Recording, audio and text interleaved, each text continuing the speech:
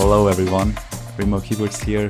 Welcome to another episode of the Leap Takers podcast, the podcast for the curious, where I'm trying to interview daring entrepreneurs, investors and shapers in areas that fascinate me personally, but I think also have a significant impact on our generation and the ones beyond. So I'm excited that you're here, and in today's episode, you will hear from an entrepreneur that is truly a leap taker because him and his team, they are working on a technology that sounds very revolutionary and could have significant impact on the world around us and how we perceive it. And yeah, this might take a few years, but I think it's a very impressive project that they're working on. So who is my guest today? His name is Nilson Kufus. He is the co-founder of Nomoko, a technology company that is building photorealistic 3D models of entire cities. Imagine that. They call it the mirror world. So it's like a digital copy, a digital twin of, let's say, a city that your city that you live in. And this will then be made available to different industries that can make use of it and enable exciting applications, for example, in the area of self-driving cars, gaming, or urban planning. Regarding Nilson's background, he obtained a degree in liberal arts and sciences from the University College Maastricht in the Netherlands, and he's also a former Swiss figure skating champion. As always, you probably were expecting it. I'm also starting off this episode with another quote that I like and that I think fits to this episode. So here it goes.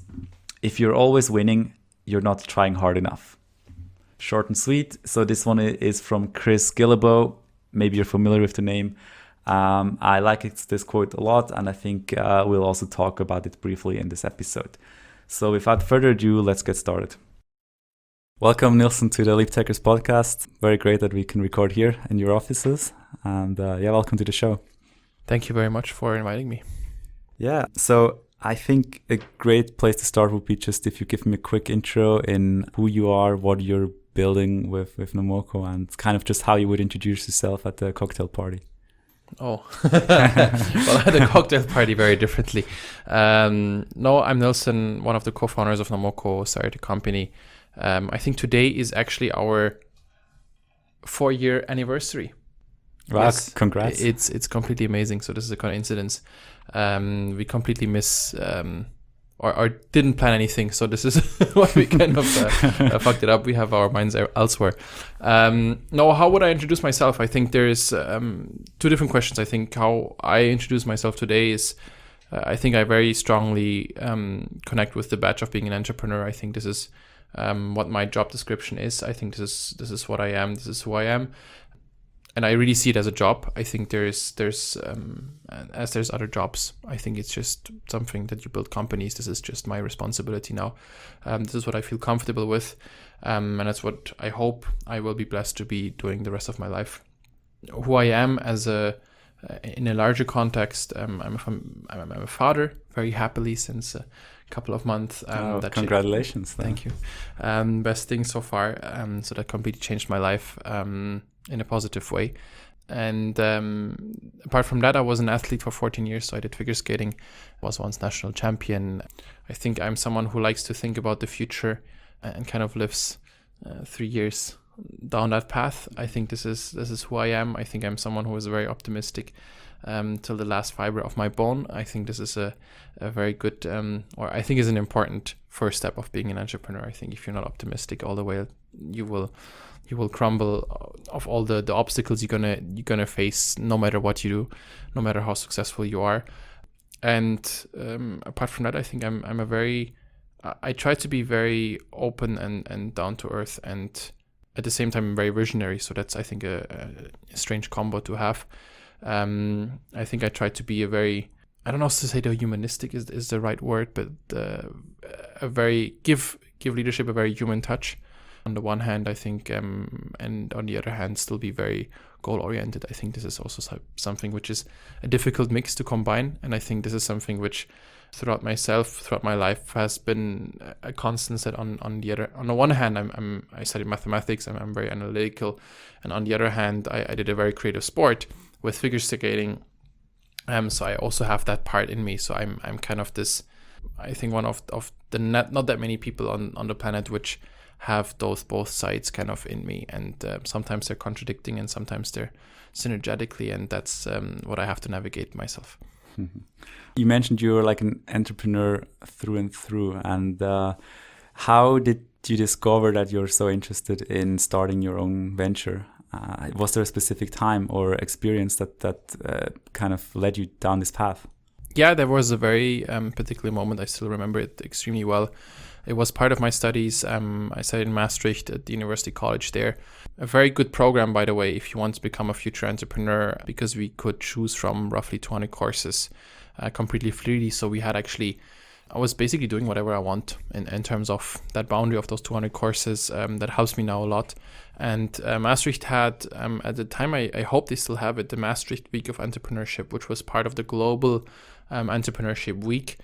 They organized a series of events, and I still remember that feeling, like walking into the venue and kind of feeling at home. And I think this is something which I rarely had, that I immediately connected with the crowd, with the people, with the questions, with the discussions around everything. And I still remember that moment really, really well. It was like, oh yeah, this is my kind of people. And I think this is something very important, that you can identify with yourself, with that audience as well. I think if you go down a path, if you're an artist, you somehow have to be able to connect with that audience. If you're an athlete, you have to be able to connect with that audience. If you are a manager, if you're an entrepreneur, if you're an investor, and so on. I think that's super important. I had that moment at that event. And then from there onwards, I developed different ideas. I think looking backwards, I come from a family where my parent is self-employed. My grandparents both were self-employed. One of them is an entrepreneur himself. So I think I had a little bit of baggage, kind of either genetically or historically coming into this. And I think that was in me already for a very, very long time. And I simply verbalized it or realized it myself in that very moment. So was that a intentional decision to go to Maastricht to study there because of the entrepreneurial environment? Not because of the entrepreneurial environment. I think the program really talked to me when I looked at it, and I think bit of an unconventional decision at the time, because it was not a program which was known very well. It's an American program to start with. Actually, a friend of mine made me aware of the program. It was in a life phase where I think I just stopped figure skating. So I was in a transitional period between that kind of life and a new life. Really liked the outlook, really liked the description, really liked the courses that they would offer. And I think I just saw for myself that element. They have, what was very interesting, they have also skills courses. So the whole setup of our liberal arts and science colleges, that you have a multidisciplinary education. So you combine the arts with the sciences in that sense. So we have 4 courses from modeling nature to world history that are kind of compulsory. And then you have every 8 weeks, you have 2 courses that you have to visit, and then one, what is called a skill course. And I think so it was and then you have those for 8 weeks, and then you would switch for the next 8 weeks, and then you would switch again for a project period. So I think also that program really talked to me. They have this method of problem-based learning. The whole program was in English, which was another plus point. So I think that was a conscious decision. That this then sparked a very entrepreneurial environment, I think, was a bit of a lucky shot. I think that was not something which was planned ahead. We even kind of initiated a course on entrepreneurship with a group of friends, and actually Bara, who's running our podcast as well, together with Cedric. I got to know her, and she was part of that course as well when we were at university, because I got to know her there.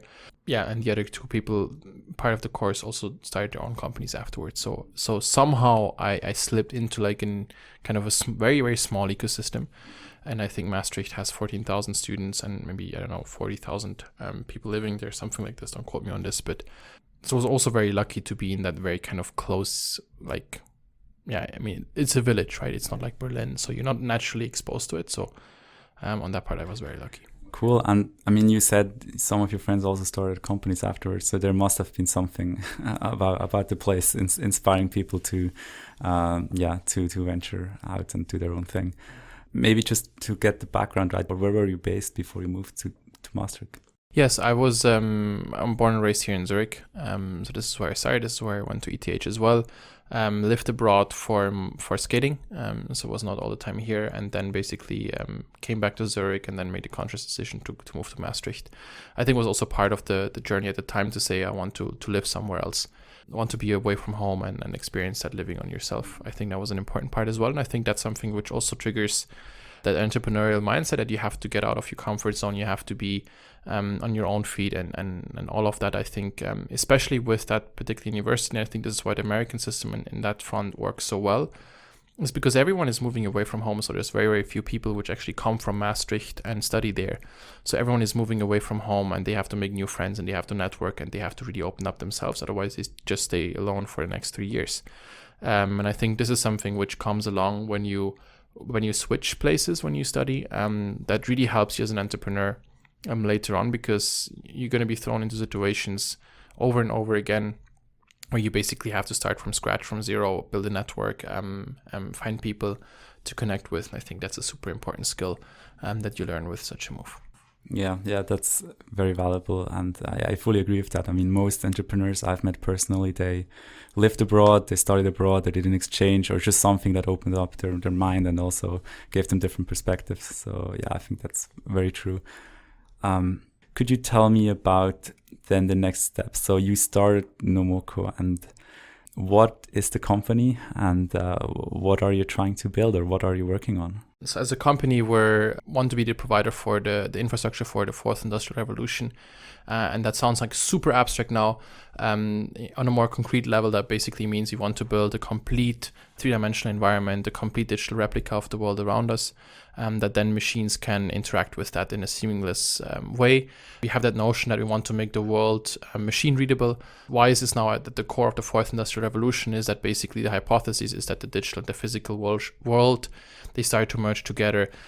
We have autonomous vehicles as an example. We have Internet of Things as an example. We have augmented reality as an example, smart cities, and all of this are kind of early ambassadors of that next big revolution, where the digital world is directly interacting with the physical world around us.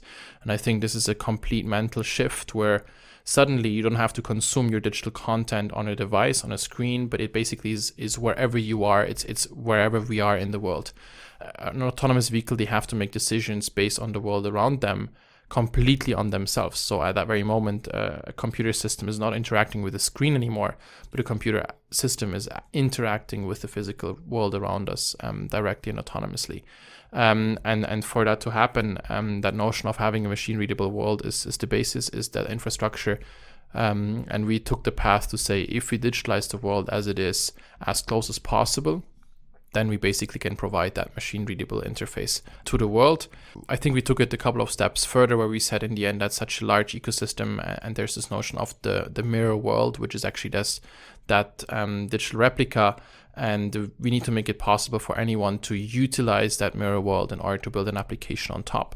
So we have to make it possible for any game designer, for any augmented reality designer, for any urban planner, for any architect, for any developer working on autonomous robotic systems, to build something utilizing or using this mirror world, because there's so many different applications, from kind of very targeted to very, very large. At the same time, there's a lot of data which is feeding into this mirror world. The mirror world is an assembly of different types of data. So the 3D world is one aspect of it, but then you have pedestrians, you have, for instance, energy consumption of a house, you have a contract, you have all of this data which is around us, which can be geolocated or assigned to an object in space. And all of this data has to come together. So there's a lot of data collectors and a lot of data that we don't collect as a company ourselves. So we have to make it possible for them to add this data.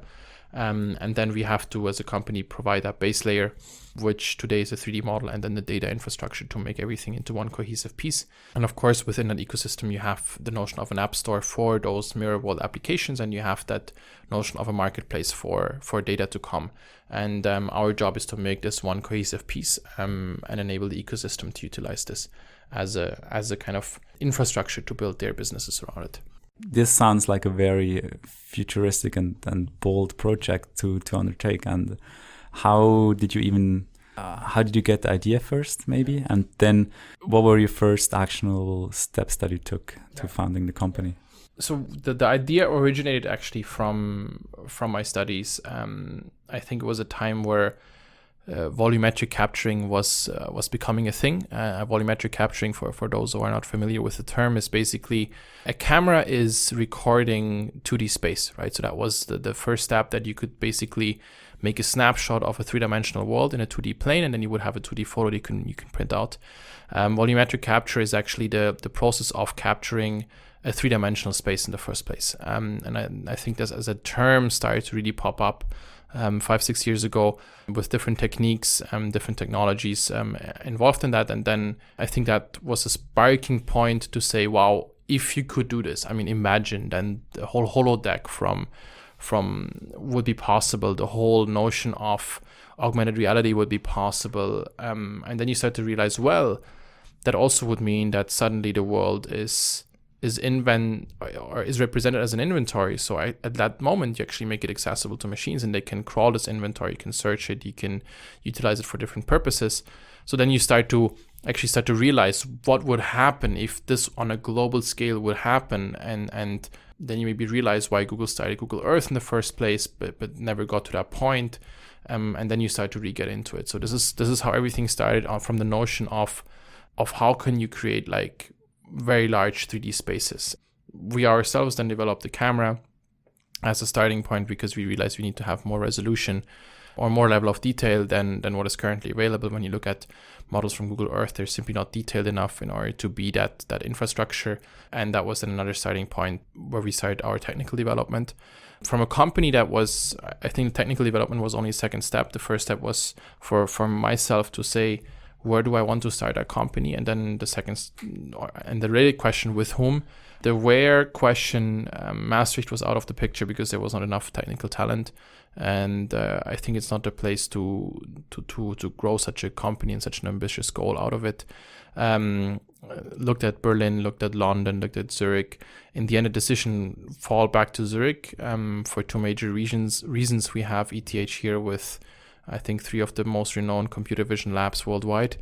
So you have the talent in the first place. And because I know my way around Zurich. I've been growing up here. I have a network here. I have my parents here. I have that support infrastructure, which I think is extremely valuable when you start a company. I think you need all the support you can have, especially when you do it the first time around. So that's why then I chose Zurich, and then I started to look out who could be my co-founders, who could be the people helping me on that endeavor.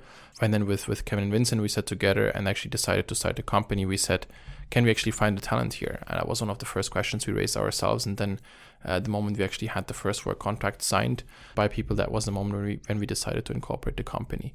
So that was for us a very important milestone to actually identify, well, yes, first of all, the talent is here. Second of all, we can attract it for our company, and we can actually sign them. And that was then the starting point. That's how we started here. How many were you when you started? So we were 3 co-founders. We, I think, then had, when we incorporated the company, I think we had 3 or 4 people already on the payroll at that very moment, or signed as employees. So we had the kind of steep starting point, because we also realized the technical challenge, or the challenge at such, is so large. It's not something we can basically build with a very small team for, like, I don't know, a year or 6 months or something, and then we have something ready. So we're well aware of that, and then I think we started to scale up the team quite rapidly afterwards. Did you bootstrap the company, or did you get VC funding right away? Yeah, so we did a family and so triple F kind of round right after the incorporation of the company. So we're very fortunate that we could get those investors on board very early on. That helped us to kind of get over the first 12 months to deliver the first proof of concepts. And then we were lucky, or not lucky, we were fortunate that we could attract another round of investors, which then basically covered the next 2 rounds. And that brought us now to the point where we are 35 people as a company. And I think that's something which I'm very grateful for, that we had that opportunity to actually onboard those investors early on as a company. We don't have any VCs or any institutional investors by choice, because we knew it's going to be a longer lasting project, and we wanted to have people that invest their own money for many different reasons. I think they make different decisions. They open up their network in a different, and so far that has been a good choice.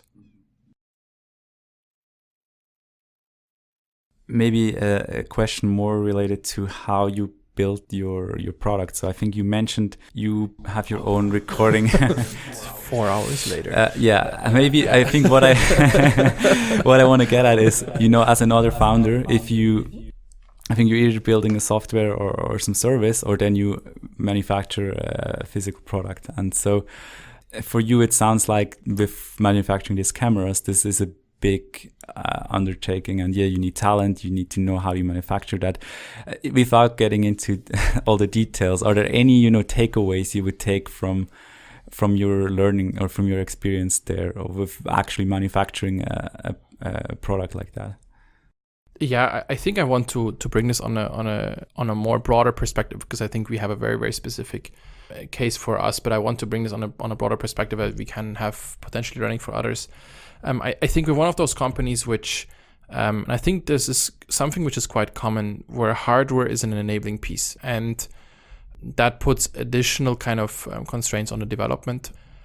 I think you see it now with a lot of drone companies, with a lot of delivery companies, all of this. They also have this element of hardware being not the product, but it's part of the service. It's an enabling piece. You saw it with a lot of kind of mining companies where at some point they started to develop ASICs or FPGAs. And I think that's a common thread, right? Sometimes you can make hardware your competitive advantage, although it's not your end product, because our end product in the end is data and a platform, and not selling cameras or software or I don't know, drone services or whatever is related to that. So in the end, we have the data and we acquire the data, whatever kind of needs or take whatever it takes to make it happen, and then we put it into a platform. So in the end, our product is data / software as a service kind of business model. But still, we have that component. When you look at technology development, maybe on a broader sense, lessons learned. My God, so many. Just coming from an offsite that we had with our kind of, or with our extended management team. So I don't want to get too much into the same mode again, and I want to condense the message a little bit. Key learnings. I think I had a very nice moment with one of our engineers lately, and the person said, well, I wouldn't have imagined to be at that point where I am today. If you would have asked me 6 months ago if we can be at that point. And I think that's an incredible nice compliment towards both him as a person, but also towards the company and towards kind of a management style of developing technology. And that all originates a little bit in the fact that we started to apply a structure of, you simply have to improve, right? So you started at some given point, and everyone starts at some given point. And sometimes that point is not cutting edge. Sometimes that point is already cutting edge because you come out of a university. But no matter what that starting point is, you have to iterate kind of in small steps. Sometimes those steps are larger, sometimes they are smaller. And adding just iteration over iteration, improvement over improvement, I think this is the way forward. And if you really take this to heart, I think a lot of entrepreneurs, they have this long-term vision, and you have this kind of big step that you want to achieve and this kind of big milestone. But often I think that's not the most successful path. And I think it's extremely hard to pull that off. So really try to go very incremental, step by step. And even if you produce hardware, try to, because of course the steps are larger, try to find a way to find those iterative steps. I think that's insanely important. You're going to learn so much on that journey that you could not have predicted from kind of your starting point, because there's so much more data coming in throughout that development. And the ideal case is that you look back and say like, wow, freaking hell, we moved so much in such a short period of time. That's your dream case scenario. Of course, it's not always going to be the case. Sometimes you're going to look back and say, like, damn, where has all that time gone? And we're still not like as far as we wanted to be. And I would say with most startups, that's even the default kind of realization, because everything takes a little bit longer than you initially anticipate. But when you really stick very rigorously to that process of going incrementally, and then I would add pairing it with a product approach to really say, this is a strict product, and it's a product either for external purposes or for internal purposes. And we're going to work towards that product, and that product has features, and that product has releases, and that product is tested, and that product is used. And if no one is using it, then it's simply not going to be going to be further developed. It's that simple. Even if it's an internal product, if no one is in the end ending up using it, then that was maybe a nice technical implementation of something, but it's not being actively used, so it might not have had the value that you anticipated in the beginning. So pairing, and that's what we are doing as well now, a very, very strong product approach, and extend that beyond the products that your customers see, but also products that you see internally, with a kind of very rigorous improvement after improvement after improvement mentality. I think that gives you a very good combo. And did you manufacture it all by yourself, or do you outsource certain aspects of it?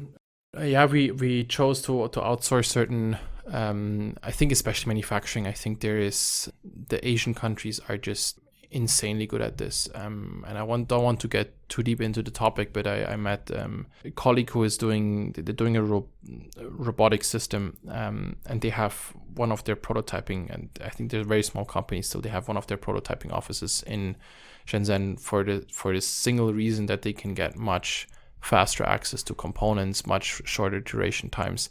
I think today, when you listen also in the Valley around, the common agreement is that China is simply so fast at this. I think if you're afraid that people are going to steal or copy you, I think then you should not be an entrepreneur in this day and age. That's going to happen anyway. So you have to your battleground is the market, not your supplier who is maybe copying you. If that supplier is better at marketing your product, I think then you have a different problem. For us, it was a very specific challenge because it's not a mass market, or it's not something, it's just for internal use, right? So it's not something we're going to sell. So that's, of course, makes it way more difficult to navigate those supplier relationships. Yeah, but overall, I think if you do hardware, go to China. Yeah, a good lesson for other founders here. Now, we talked about the hardware aspect, and now more towards like the platform, or this marketplace for this mirror world that you're building. What use case are you most excited about that this can enable, or where do you see the most potential actually? Most potential, and I think most excited are potentially two different things. I'll start with the most excited. I think the exciting part is there's going to be so many applications we haven't even thought of, which will happen. That this is, I mean, as an industry, this is going to transform our daily lives. I mean, from doing payments based on where you are located as a person, that you don't have to actually pay anymore, but you just walk out of the restaurant and it's automatically paid, through defining those what I would call more spatial workflows, that if you pass by or if you're on your way home, that actually your autonomous vehicle is realizing that just been placed a request to get something or to get toilet paper, and you know that the gas station that you're passing by has toilet paper, and then you're rerouted, either it's an autonomous vehicle or it's your own navigational system to actually get that one. Those are the kind of things which I think will really transform the way we interact with the world around us. Personally, I think I'm really looking forward to entertainment kind of pieces. So any type of games, any type of AR experiences, which are really kind of city scale. So I'm thinking back a little bit of Pokemon Go, but this time not location based, but actually really in an augmented way, where you have, I don't know, Avengers battling themselves over Zurich. I think these kind of things, I'm just going to be like a little kid, super curious at the one time and just like super excited. Yeah, that sounds amazing, and definitely I think a big opportunity there. I mean, especially since I think the gaming industry is only getting bigger and bigger. Yeah, they're growing insanely. Yeah. So you are digitizing, or like you're creating models from cities mainly, right? And kind of, I think you do Zurich. And how far is your progress there? And kind of what are cities on your roadmap that you're looking at?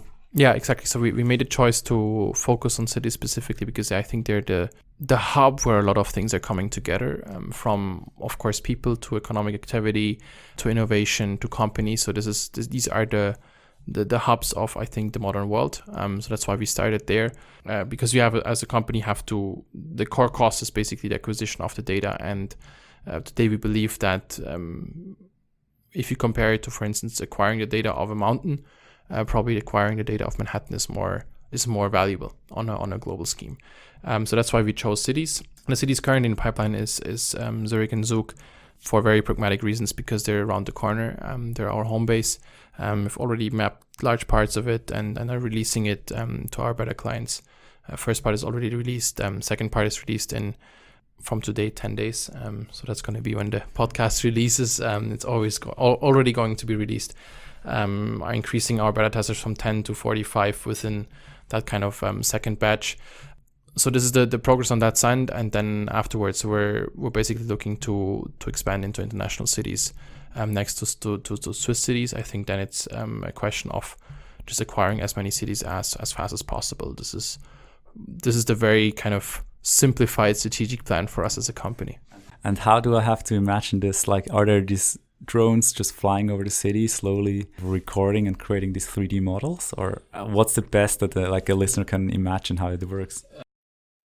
You probably will not notice that much. I think we did a lot of testing around what is an acceptable kind of height level / disturbance level within a city. So we fly at a height where you still see the drone, but noise is not a big issue anymore. So only if you really pay attention to it, you actually hear it. Yes, we're doing the most from aerial, so from drones. Start and land them within the cities, have a fully automated kind of capturing path that is linked to it. So the whole thing is very unintrusive. That was an important part for scalability. Yeah, and if you've been in Zurich the past kind of 2-3 weeks, then you should have potentially seen one. And I can't say today I had a friend who's like, yeah, I saw your drone in Zug. So I think these are always nice moments. I had an investor meeting while the drone was mapping above our heads. I was like, I imagine it to be way more difficult or way more effort. No, it's actually it's super straightforward these days. Okay, good. I'll keep an eye out on one of your drones. Cool. Yeah, I think this was a very interesting overview in what you're doing with Nomoko, and I definitely think this is a project that is different from a lot of the other ones out there in the market, because you're really building something that can change the world and has a big impact. Yeah, so very cool. Yeah, thanks. Was there anything you wanted to add to Nomoko, or otherwise I think I would switch more to advice and personal questions, which is also very interesting to the audience. Yeah, sure. Let's go for it. For Nomoko, we have the Nomoko podcast. Yeah, exactly. Maybe advertising for our own purposes. Yeah, feel free. So what's the podcast called, and what are you actually discussing there? I think it's the Nomoko podcast. So very straightforward. We're among the top 20. I think this still baffles me. Top 20 podcasts within Switzerland in terms of listeners. So I was very proud of that, and big achievement to Cedric and Bara for that one. We're basically going through different topics of us as a company, but we also have guests coming over. We discuss different topics that we learn as entrepreneurs, and just try to give something to the community, in a sense, what it means to start a company, but also what it means, what the mirror world means basically as an ecosystem to come. Okay, yeah, very cool. So everyone can check that one out as well. Highly recommend it. Thank you. Yeah, then my first question would really be, as an aspiring entrepreneur, now you did 4 years of Nomoko. What are your key takeaways that if you would start all over again, that you would tell yourself now as a younger you? Your key learnings that could make life easier. Life easier or faster? Maybe easier first. Easier. I think easier. There is no easier. Or mistakes that you could avoid. Yeah. I think easier is really when you go down an entrepreneurial path, be ready for a roller coaster no matter what. I think every entrepreneur you talk to will tell you the same story. If you find someone that says, well, it was all nice and easy and always easy peasy chilly fun, either that person is an authorical liar or just the luckiest person in the planet. Or so it's going to be or didn't try hard enough. Yeah, exactly. Or was not ambitious enough in his or her goals. No, I think if you want to build a global company, it's going to be a hassle from day one. So easier is, I think, not the term to look for, but a lot of lessons learned, of course.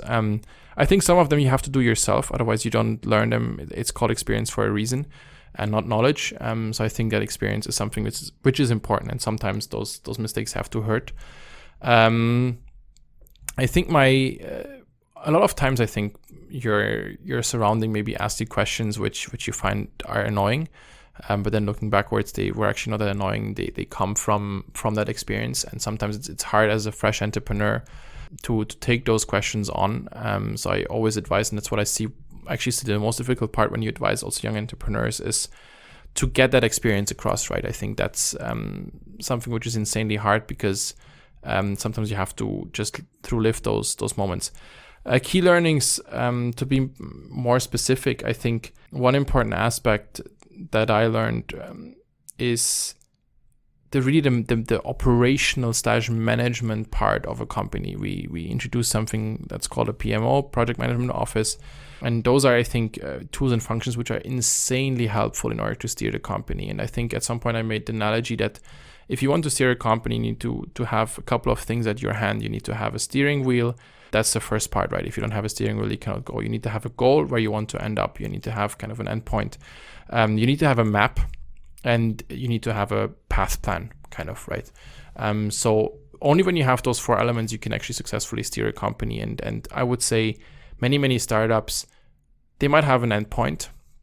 That endpoint is shifting quite a lot. They have actually quite good steering wheel because they're small, they're nimble, they're in touch with what they're doing. They probably are missing a map of their environment, and they're probably missing a path to be on. And I think those 2 elements can be given by structures such as a project management office, by someone who is experienced in that. I think that would be one of my key learnings. Get that managerial experience, that organizational experience in fast if you don't have it yourself. Sometimes you have more seasoned entrepreneurs which already have that, but I think this time we're talking to more kind of first-time entrepreneurs. Get that organizational / managerial part in. Second part, I would say, I think I see a common aspect with entrepreneurs to be very optimistic, very focused on the positive parts. Sometimes that leads in conflict avoidance. I think it's insanely important to raise or to tackle the conflicts, right? To go right at it, especially when also with coworkers. Simply, or not simply, I mean, it's insanely hard, but get to a point where you have very honest conversations with people. Our experience is most of the time, if you're not feeling well with another person, that person also doesn't feel well in that kind of combination, or has concerns, or has something which is not working the way they want it to. So simply speak it out very directly and say, listen, this is what I feel. This is how I think the current situation is. This and this and this and this is not working well. What is maybe the reason? And go right at it. Don't discuss it with 10 other people before. Go straight to the source. I think this is a big learning that just makes it so much more efficient. And I think the other one is that something I started to slowly adopt is to first communicate what is actually, and this is a strange sound, to have a first agreement on, this is what I understood you were saying, because I think there's a lot of, when you have conversations around topics, a lot is communication linked, and a lot is about misunderstandings, and then you spend hours discussing about something which actually is not even a problem. So I try to start like more difficult conversations with, listen, this is what my understanding of the situation is. It's my interpretation of what you said. This is my interpretation of the facts. Are we aligned with that interpretation in the first place? And if we're aligned, I think then you can already kind of skip 60% of the discussion, and you can get to the point, okay, how do we now solve those points? That's for me a big lessons learned. But that also means you have to really work on yourself, improve those things. I think no one is born a leader. You are really made into that. You have to improve yourself. And those are, I think, those 3 parts for me are the most important ones. Mm-hmm. Thank you. Thank you for sharing this. So next question would be, do you have any favorite resources, knowledge resources that supported you in your entrepreneurial journey? Can be books, podcasts, videos, documentaries, anything. I hope you. I'm very happy you extended the question from books to other educational experiences. I'm not a big book reader, as my friends know, for the better or the worse. It's just not my medium. Actually, through our own podcast, I really got into podcasts. I highly appreciate the medium because you can listen it while commuting. And as Cedric always said, it's a passive medium, so I'm very happy on that front. One of the podcasts as an entrepreneur that I absolutely love is the A16Z podcast from Andreessen Horowitz from the fund. I think they have an insanely good mix between finding very relevant people, and you have CEOs of Novartis and Blizzard and all of those like very, very high profiles with very good interviewees. So it's a very good pairing. And they manage to find a balance between depth, so really to give reasonable insight, really like valuable insight, and still be understandable by someone who's not from that particular kind of industry or field very well. They have just amazing guests. I think this is a really big source of inspiration. Now you're going to laugh. LinkedIn has become very important for me in terms of sourcing good articles. I think most of my LinkedIn colleagues are entrepreneurs or VCs or industry specialists, so they share a lot of articles. And that has become a very important tool in order to find information. And then I think with time, your network is really going to make a difference. So I always learn from kind of person-to-person interactions. That's always the ones which bring me a lot. And actually the time to kind of take a step back, right? So you're always in this rush and you always kind of want to work more and want to make this. But I think that the big moments I always had when I actually put my phone aside, didn't answer all the emails, took a weekend, got a little bit of distance, and then had a fresh kind of mind to digest everything that was coming in, and then suddenly see the picture a bit clearer. I think those moments are extremely important. Oh, sorry. Great. And I think, the people part I can only underline. Good. Then 2 last questions. One of them would be if you have any advice to your younger self, like not business related advice, just kind of what would you tell your 10-year younger self? Oh, always those hard questions. My God. To be honest, I'm very, very happy where I am today. In terms of experiences, in terms of learnings, and I'm a bit like I'm a person. I don't want to jinx it. In a sense, I don't know if I would be the same person if I wouldn't have had those experiences, right? So the advice I would potentially give myself, and I would not understand it. So that's the problem, right? Be more confident with your gut feeling earlier on.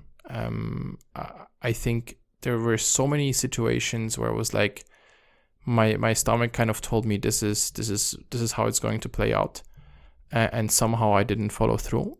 And I'm getting more and more confident at those situations. And that's super paradoxical because like the way I got into the studies and got into entrepreneurship was because I trusted my gut feeling very, very strong. So I always thought that I'm someone who can trust his gut feeling and actually call on it strongly. But I think only throughout time I realized that I'm not doing it enough. So that's something I would pass on, to be more confident quicker with my own gut feeling. Thank you for sharing that. And then, since this podcast is called the Leap Takers Podcast, my last question is always, what does courage mean to you? Courage, for me, means to go against the common belief.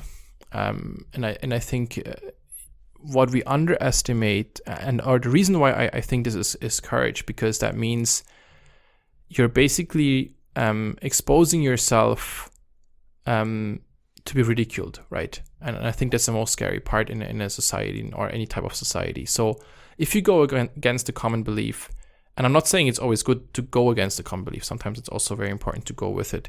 But sometimes I think if you really want to disrupt something, you have to go against some kind of common standings. And that's what I've seen with a lot of successful companies which really transformed industries have done before. Doing that step, being the owner of that as well, I think makes you very vulnerable in terms of, it gives the opportunity to tell everyone if it doesn't work. Well, of course it didn't work because, it was this and this and that. So I think that takes a lot of courage. And that's why I would pick it. Great. Then thank you very much, Nilson, for sharing all these insights into Nomoko, how you got started, and your tips and advice to other fellow entrepreneurs.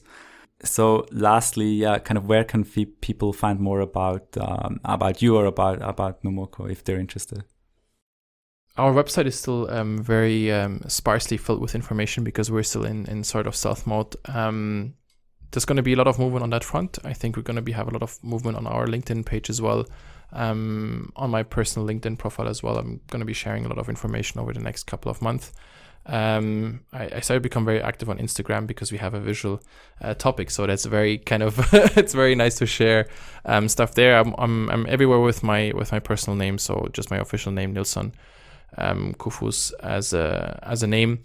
Follow us on all the different channels, and I think our podcast is a very good source of information at the very. I think that's the medium where we have the most content shared. Cool. Yeah. Then all the best for you and your endeavors, and to Nomoko in the future. And thank you very much for taking your time today. Thank you very much as well. Hey, Remo here again. Thank you very much for listening to this episode. I hope you enjoyed it and you got some good takeaways from Nilson. As always, I'd really appreciate it if you quickly head over to Apple Podcasts or iTunes and quickly give the Leap Takers podcast a 5-star rating.